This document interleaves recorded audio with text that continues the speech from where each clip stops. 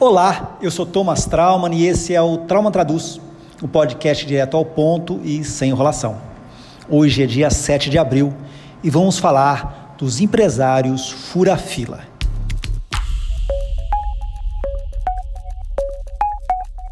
Traumann Traduz. A Câmara dos Deputados aprovou ontem o projeto de lei 948, que permite às empresas comprarem vacina diretamente dos fabricantes, sem precisar da aprovação da Anvisa, e vacinarem seus funcionários antes de pessoas que realmente precisam disso agora, como os diabéticos, os cardíacos e as pessoas com problemas respiratórios. É isso mesmo que você ouviu. É como se os deputados permitissem que as empresas furassem a fila. Existe uma fila onde os doentes têm que ser vacinados antes, porém, os empresários vão ser vacinados antes de todo mundo. O nome disso é excrescência, o nome disso é crime. Em nenhum outro lugar do mundo está acontecendo, apenas no Brasil. Vamos lá. Esse grupo de empresários quer furar a fila e eles serem vacinados, eles e seus familiares serem vacinados antes de você e de mim. Então você vai dizer, mas Thomas, qual é o problema? As empresas estão comprando as vacinas, elas que vacinem, isso não vai interferir na fila. Senta, meu amigo, que lá vem a história. Vamos lá, o problema é que faltam vacinas no mundo todo. E por que faltam vacinas? Vamos lá, a Covid foi descoberto em janeiro de 2020, as empresas começaram a tentar fabricar vacinas, começaram seus primeiros testes ali por abril, maio, junho. O que os fabricantes fizeram? Eles iam investir uma fortuna para fabricar vacinas, eles foram nos governos, bateram na porta dos governos e falaram, olha, a gente vai tentar fabricar vacinas, mas a gente tem que ter garantias de que essas vacinas vão ser compradas lá na frente quando nós terminarmos nossos testes. É um risco, pode ser que dê errado, porém, pode ser que dê certo e você vai ter preferência. É como se fosse uma compra de lote antecipado. A Pfizer, por exemplo, uma empresa americana que tem a vacina considerada a vacina mais eficaz de todas as que estão no mercado, ela veio no Brasil e em julho tentou vender 70 milhões de doses de vacinas para o governo Bolsonaro. O governo Bolsonaro não respondeu. Em agosto, ela fez de novo a mesma proposta. O governo Bolsonaro não respondeu. Em setembro, ela fez de novo a mesma proposta. O governo Bolsonaro recusou. O governo Bolsonaro considerou que as vacinas, o acordo que ele tinha firmado com uma outra empresa chamada AstraZeneca, entre a Fiocruz e a AstraZeneca, seria suficiente. Não era.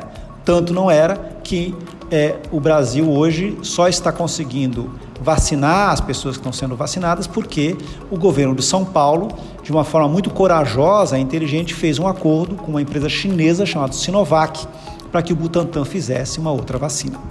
Tá bom. Então, faltam vacinas no mundo porque as vacinas que estão sendo produzidas, elas já estão compradas. Então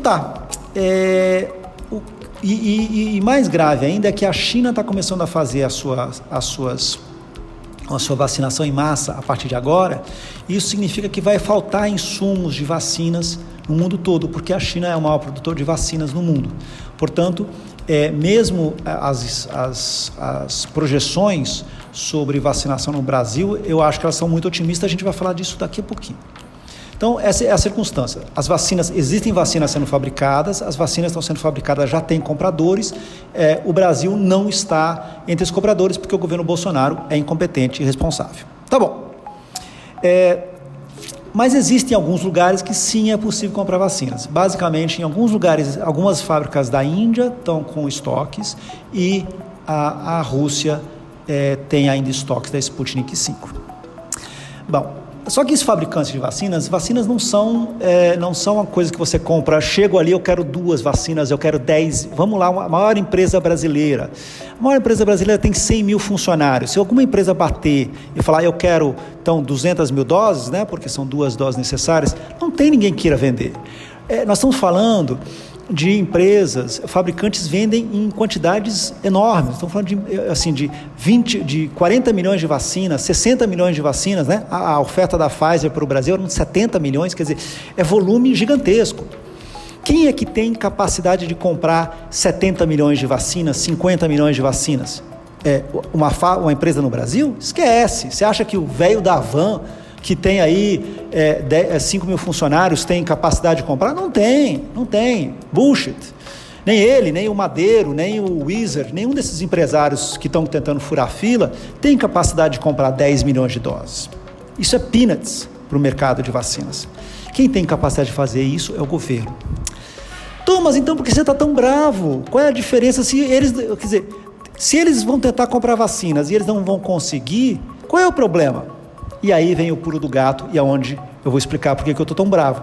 Porque o que esses empresários querem é que o governo do Brasil, que já está comprando vacinas, seja da AstraZeneca, seja da Sinovac, está tentando talvez comprar, está pedindo, encomendando outras vacinas no mundo, reserve uma parte das vacinas que ele já está comprando e dê para as empresas, em troca de dinheiro, ok, mas enfim, que ele seja um laranja do seu Avan, do seu Wizard ou do seu Madeiro.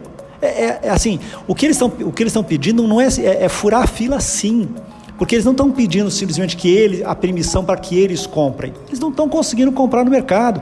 E aí essa história que você com certeza deve ter visto de Belo Horizonte, isso reflete muito bem o caso.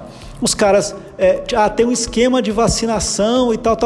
Era uma enfermeira que estava vendendo soro fisiológico a R$600. É picaretagem, esse povo não entende de mercado de vacinas.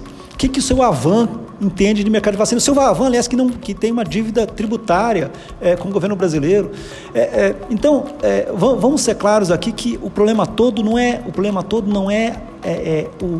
os empresários poderem comprar suas vacinas e vacinar seus funcionários. É os empresários usarem o governo do Brasil, o dinheiro do governo do Brasil, que é pago por todos os contribuintes, ou seja, você, eu e todos nós, e usasse esse dinheiro para revender para eles, para que eles deem para seus familiares, para eles mesmos, para os seus amigos e para os seus funcionários, e eles furem a fila, que a fila de vacinação, ela não é uma fila criada da imaginação de alguém. Tem uma lógica. Por que você primeiro começa vacinando os acima de 80 anos, depois os acima de 75, depois acima dos 70?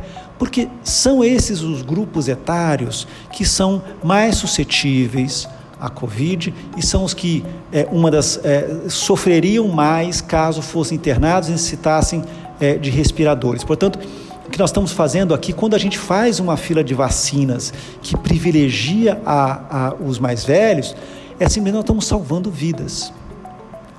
Então, o ponto principal a gente tem que entender aqui é que este processo, ele não é um processo tirado da cartola, tanto que esse processo é o mesmo processo que está sendo feito nos Estados Unidos, é o mesmo processo que foi feito em Israel, é o mesmo processo que está sendo feito no Chile, em qualquer lugar. Primeiro os mais velhos, até uma determinada idade, que no Brasil vai ser 60 anos, em alguns outros países é 65. A partir daí, você começa os grupos prioritários. Qual é o primeiro grupo prioritário? São chamados grupos de risco, ou seja, cardíacos, pessoas com problemas respiratórios, pessoas diabéticas, etc. Bem, a partir daí, quais são os outros grupos prioritários? Aí varia de país para país.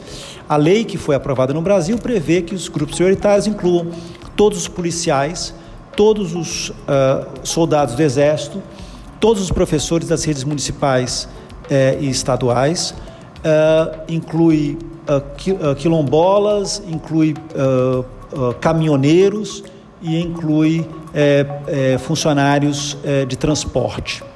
Eu não vou entrar no mérito dessa discussão. Essa foi a legislação, essa é a lei. O que os empresários estão querendo fazer é furar essa fila.